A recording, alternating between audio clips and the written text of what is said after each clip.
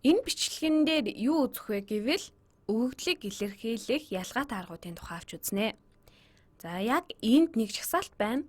Тухайлбал оюутнуудын дүн байна.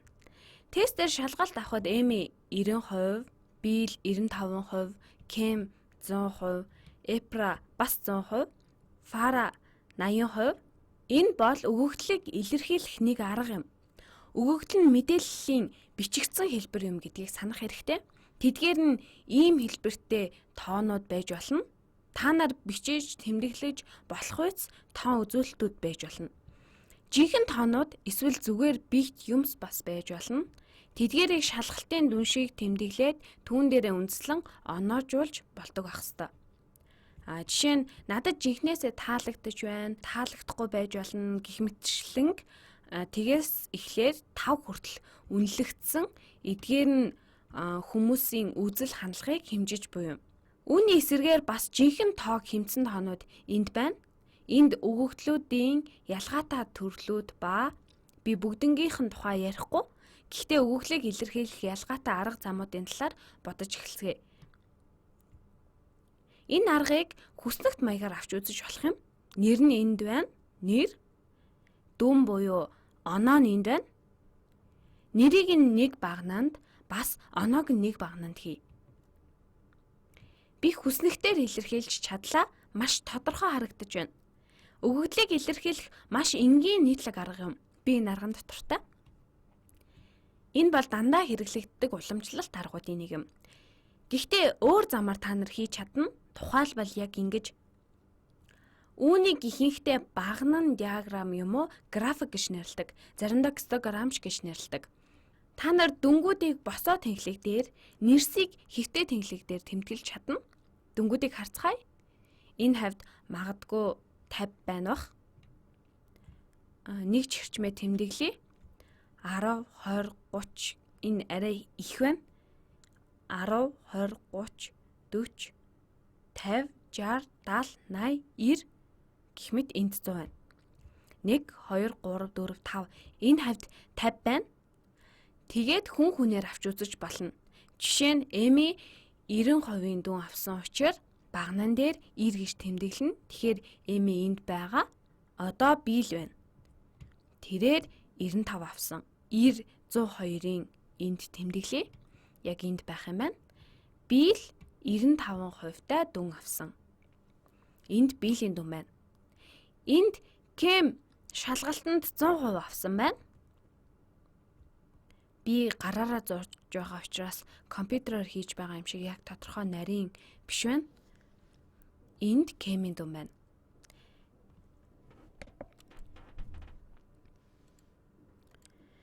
Эфра Кэмтэй ижил дүн авсан. Тийм болохоор түүний оноо үүнийг Эфрагийнхтай ижил өнгөөр үзүүлсэн байна. Тэр 100% авсан. Тэгэхээр Эфрагийнх энэ Фарагийнх 80. Тэгэхээр 60, 70, 80 энд 80-ыг тэмдэглэнэ. Иймд 80-ыг энд тэмдэглэлээ. Энэ нь өгөгдлийг илэрхийлэх өөр нэг арга юм. Бидэнд харагдах хэлбэр нь энэ юм. Гэтэ энэ нь нэг төрлийн мэдээлэл байгаа. Чи энд хэн нэгний нэрийг хараад дараа нь тэдний дүнг харж болно. Эми 90%-тай авсан байна, Билл 95 авсан байна, Кэм 100%, Эфра 100%, Пара 80 авсан байна гэд. Мөн өөр арга замаар энэ мэдээллийг олж авах боломжтой. Зарим тохиолдолд тэдгээрийн нэрийг мэдэхгүй байж болно. Тэгсэн тохиолдолд энэ нь бага мэдээлэл байх болно. Гэхдээ энэ нь онооны жагсаалт байна. Багш, за энэ шалгалтанд орсон 5 хүний дүн байна гэж хэлж болох юм. Энд 100 ба 80, 100, 90, 95 гэсэн дүнгуудыг жагсаан бичсэн байна. Энд чамд байгаа мэдээллийг жагсаалт болгон бичлээ. Энэ нь өгөгдлөөс цөөн мэдээлэл агуулж байна. Энэ багнан диаграм, гистограм эсвэл энэ хүснэгтэнд өгсөн өгөгдлийн хувьд зөвхөн оноог мэдхээс гадна энэ хэний оноо вэ гэдгийг мэдэхгүй. Энд бид зөвхөн онооны жагсаалтыг л мэднэ. Гэхдээ үүнийг хийх өөр арга замууд бий. Эдгээр нь мэдээллийг илэрхийлэх бүх аргыг багтаасан видео биш юм. Чи онооны давтамжийг харах замаар өгөгдлийг илэрхийлж болно. Энд байгаа давтамжийн тоо хүмүүсийн нэрийг бичгийн оронд оноог нь тэмдэглэж болох байсан. За одоо бүгдээрээ харцгаая. 80, 85, 90, 95, 100, бас дахин 100 гэх мэтээр бичиж болно. Иймд оноо авсан хүмүүсийн давтамж 80 гэсэн оноог хэдэн удаа авсан байна вэ? 80% авсан хүн зөвхөн параа.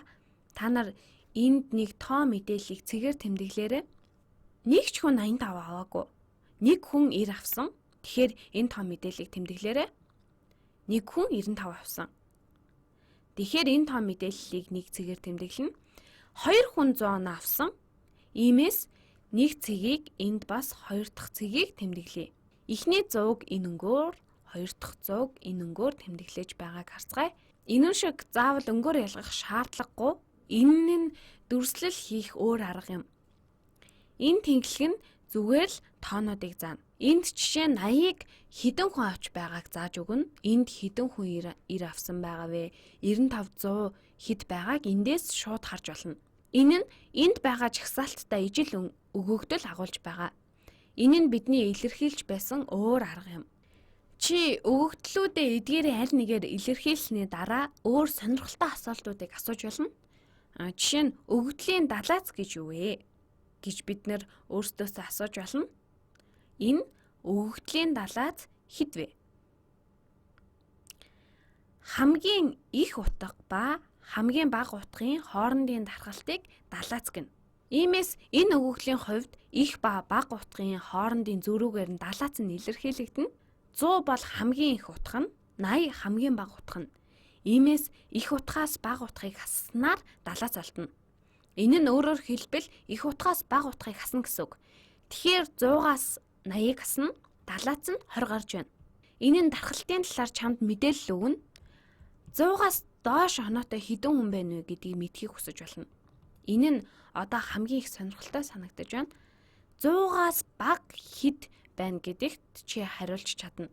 Иймэрхүү асуултуудад эдгээр өгөгдлийг илэрхийлсэн аргуудыг хараад шууд хариулна.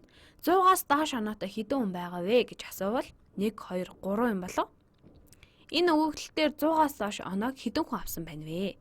Энд 100 байна. 1, 2, 3 байна. 100-аас доош оноотой хэдэн хүн байна вэ? 3 байна. 100-аас доош оноотой хэдэн хүн байна вэ? 3 байна.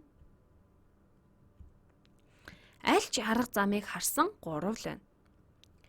Хамгийн их давтагдаж байгаа оноо нь аль вэ гэж одоо асууя. Хамгийн их давтагдаж байгаа нь дахин хэлэхэд өгөгдлийг илэрхийлэх аргын аль нар нь ч хариулж болно. Та нар эхний хүснэгтээ харж болно. 90 ганцхан, 102, 95-ыг 81 гэж хэлнэ. Хамгийн их давтагдаж байгаа тоо нь 100 байгаа гэдгийг харж байна. Та нар 100 яг 2 байна гэдгийг харж байна. Бусад оноонууд нь 1 байна. Энд бас чи 2 ширхэг 100-ыг харж байна. Хэрвээ та давталтыг харах юм бол энд магадгүй илүү тод харагдах бах. Заримдаа үүнийг давталтын график гэж нэрлэдэг. Давталтын график гэж нэрлэдэг. Хамгийн их давтагдаж байгаа нь олон цэгтэй байгаа ба энэ нь 100 дээр харагдаж байна. Өгөгдлийг яаж илэрхийлэх ялгаатай арга замуудыг би нэлээд өндөр түвшинд зааж үзүүллээ. Төгсгөлд нь хэлэх ганц зүйл бол эдгээр өгөгдлийг илэрхийлэх аргууд нь бүгдээрээ ялгаатай юм. Өөр арга замыг олох юм бол бас илүү хялбар байж магадгүй.